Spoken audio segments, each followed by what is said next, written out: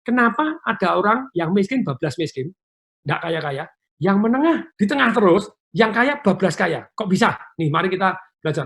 Ternyata kita harus paham terlebih dahulu satu yang namanya barang konsumtif dan barang produktif. Orang miskin pada waktu terima duit, dia habiskan untuk beli barang-barang yang konsumtif. Beli handphone, ganti dulu. Beli handphone. Terus kemudian beli apa lagi? Beli sepeda motor, nyicil sepeda motor. Begitu naik gaji lagi apa? Loh, masa saya nih, kan saya karyawan biasa naik sepeda motor, sekarang udah manajer ya, Toyota Agya lah, $100, beli Toyota Agya. Terus setelah itu, apa yang terjadi? Naik dia jadi general manager, mau terus manager Toyota Agya, jangan ya, minimal Toyota Camry, nyicil lagi Toyota Camry. Terus kemudian menikah, ya menikah harus punya rumah dong, nyicil rumah. Waduh, harus punya pembantu dong, oke, tambah pembantu. Terus lihat, sibuk meningkatkan gaya hidupnya. Kenapa orang-orang menengah enggak kaya-kaya? Ya karena dia sibuk meningkatkan gaya hidup. Orang miskin terima duit langsung habis terus, makanya miskin forever. Sedangkan orang menengah kelihatannya nabung, tapi tabungannya untuk beli hal-hal yang konsumtif. Setiap dibeli, harganya turun. Kemudian, begitu dia naik pangkat lagi jadi direktur, masa naik Toyota Camry, ya naik Mercy. Wah, ini presiden direktur naik Mercy. Nyicil Mercy lagi. Wah, saya presiden direktur, rumahnya harus besar. Pak Tom, rumahnya besar. Saya sabar. Saya bangun rumah dari pasif income. Hukum fisika, perhatikan baik-baik nih. P sama dengan F, A. P sama dengan tekanan, F sama dengan gaya, A area. Gaya sebanding lurus dengan tekanan. Kalau tua Anda sengsara, berarti masa mudanya Anda kebanyakan gaya. Kalau ingin bergaya tanpa atau sedikit tekanan, maka area passive income diperbesar lebih besar dari gaya hidupnya. Lifestyle vs wealthstyle. Kenapa orang miskin bablas miskin? Ini orang miskin keuangannya seperti ini. Perhatikan baik-baik. Berapapun income Anda, tahukah Anda Mike Tyson? Ini Mike Tyson kategori ini. Oh, Pak Mike Tyson, Pak, pendapatannya besar, tapi dia statusnya orang miskin. Kok bisa? Karena dia langsung masuk ke pengeluaran. Asetnya enggak punya, asetnya diutangkan.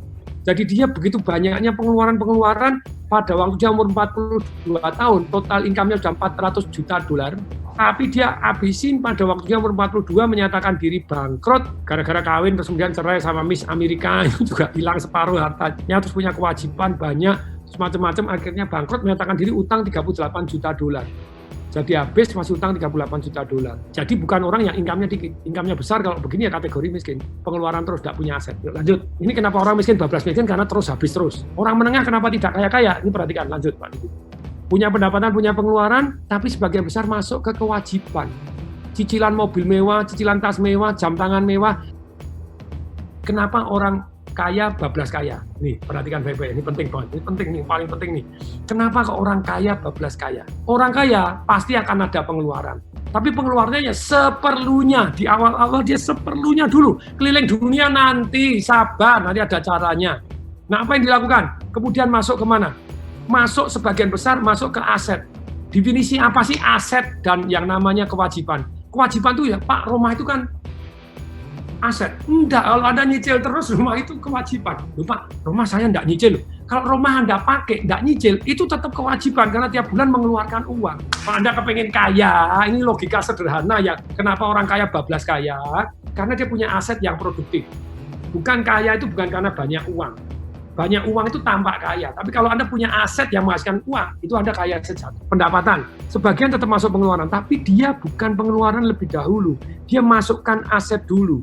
Yaitu kemana? Ke deposito, ke saham, ke kos-kosan, ke bisnis yang menghasilkan uang lagi. Apa yang terjadi? Perhatikan.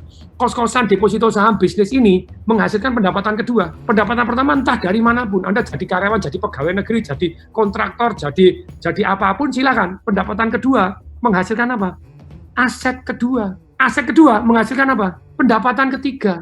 Pendapatan ketiga menghasilkan apa? Aset ketiga. Aset ketiga menghasilkan apa? Pendapatan keempat.